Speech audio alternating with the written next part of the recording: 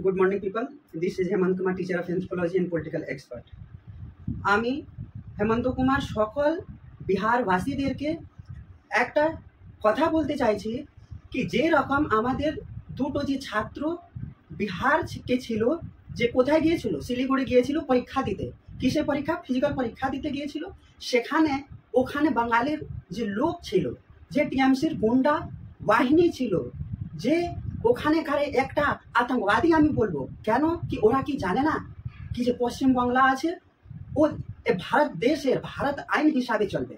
কেন কি ওখানে কি আলাদা সংবিধান তৈরি হয়ে গেছে কি বাইরে লোক এসে ওখানে কাজ করবে না? কেন বিহারি ছেলেদেরকে মারপিট হলো? কেন ওদের উঠক বৈঠক করানো হলো? কেন পা ধরে নাক রগড়ে ওখানে কি করে আমাদের যে ছাত্র ছিল দুটো ছাত্রকে মাফি মাংতে করলো? কেন আমাদের যে বিহারি ছাত্র ছিল তাদেরকে ওরা কেন মারপিটাই করলো? আমি পশ্চিমবঙ্গ সরকার, মমতা বন্দ্যোপাধ্যায় সরকার, ওদের সংগঠন, ওদের সমস্ত লোককে আমি চাইবো কি ওরা নাক ধরে, ওরা কান ধরে উঠক বৈঠক করে আমাদের সমস্ত বিহার লোককে ক্ষমা করতে বলতে। ওরা ক্ষমা মাঙ্গুক আমাদের বিহার লোক থেকে। ওরা মানবে না কেন? ক্ষমা ওদেরকে মানতেই হবে। কেন কি আমাদের সমস্ত বিহারবাসীদেরকে অপমান করা হয়েছে। এই দুটো ছেলেকে অপমান করলে আমি এটা মানবো না কি ও দুটো ছেলেকে অপমান হয়েছে।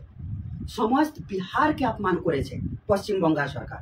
আমি তো সরকারকে বলবো কি ওরা কি ভেবে গিয়েছে কি যে বাংলাদেশের লোক বলল কি পশ্চিমবঙ্গ মুখ্যমন্ত্রীদের চাই কি ওরা ভারত থেকে আলাদা দেশ করুক।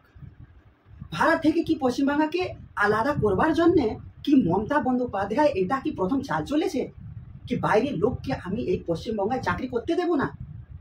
কেন চাকরি করতে দেবে না? কি ওরা কি পশ্চিমবঙ্গ ভারত দেশ থেকে আলাদা নাকি?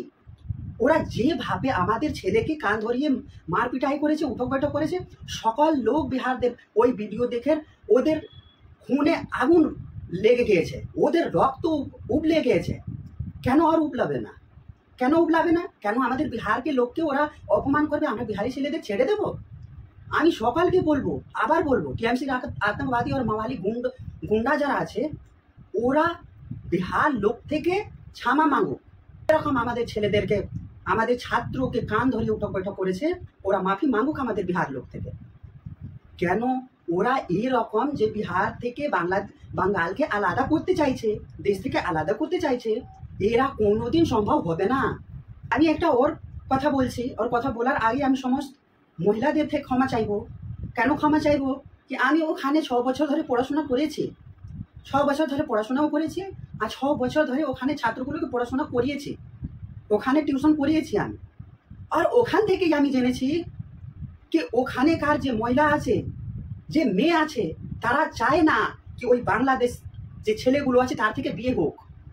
ওরা ইউপি, বিহার আর বাইরে দেশের যে বাইরে স্টেট আছে তার ছেলের সঙ্গে ভালোবাসা করে ওরা বিয়ে করতে চায়। আর আগে প্রেফারেন্স যে আছে ও ইউপি বিহার ছেলেকে বিয়ে করবার জন্য ওখানের যে মেয়ে আছে ও প্রচুর ভালোবাসে। কেন এরকম ভালোবাসে?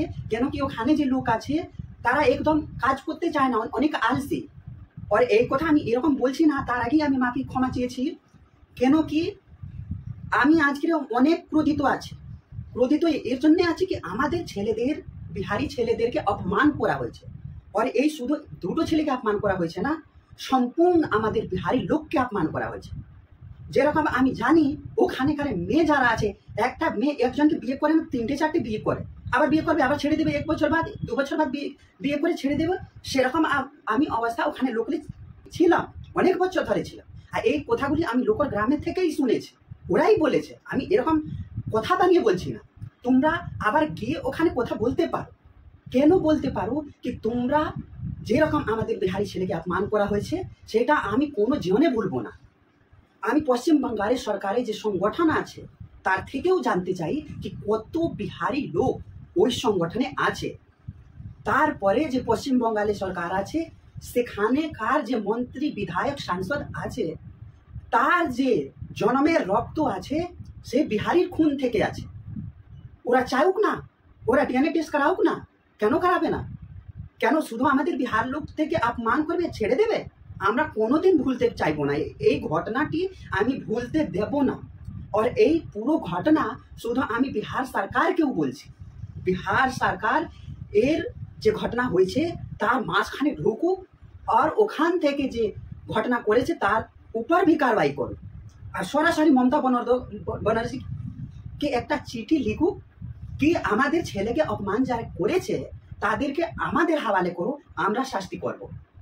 আমরা সেই জানি শাস্তি করব কি আমার লোককে অপমান করা হয়েছে। আর বিহার সরকারকেও আমি বলতে চাইছি কি বিহার সরকার এ নিকম্মা আছে, তার জন্য এরা কোনো আমাদের বিহারি লোককে চাকরি দিল না, আমাদের কোনো কলকারখানা ওখানে ফ্যাক্টরি বসালো না, তার জন্য আমাদের বিহারি লোক এই দেশের লোক বিদেশ গিয়ে চাকরি করছে, অন্য অন্য রাজ্য গিয়ে চাকরি করছে। এই অপমান শুধু আমাদের বিহারি ছেলেকে হলো না, পশ্চিম বাংলাল হলো, কর্ণাটকা হলো, ওয়েস্ট বেঙ্গল হলো, মধ্যপ্রদেশ হলো, এখানে মহারাষ্ট্র হলো, সেখানেও আমাদের বিহারি ছেলেকে অপমান হলো, বিহারি লোককে অপমান হলো। ওই এম কে স্টালিনের যে পার্টির লোক ছিল তারাও বলেছিল যে বিহারি লোকটা এসে আমাদের বাথরুম পরিষ্কার করে সেটা জেনেছে। কিন্তু আমাদের বিহারি ছেলে আইটি সেক্টরে আছে, ইঞ্জিনিয়ারিং কলেজে আছে, বড় বড় পজিশনে আছে।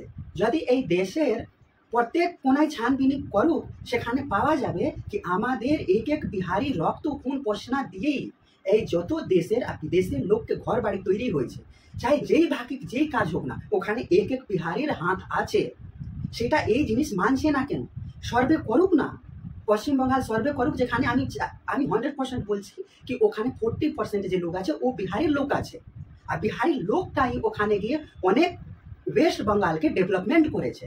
সেই জিনিসটা না ভেবে আমাদের বিহারি লোককে যেভাবে অপমান হলো, এটা আমাদের যে বিহারি রক্ত আছে একদম পুরো উভাল পেয়েছে।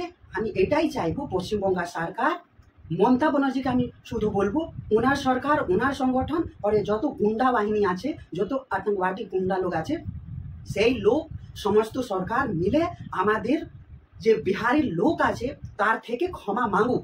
নাক রগড়ে ক্ষমা মাংতে হবে। কেন ক্ষমা মাংতেই হবে এটা আমি 100% করছি। তারপরে যদি ওই পশ্চিমবাংলার লোক আমাদের বিহারি লোক থেকে যদি ও ক্ষমা না মানবে, আমি এই যে ঘটনা হয়েছে তার থেকে আমি থামতে দিব না।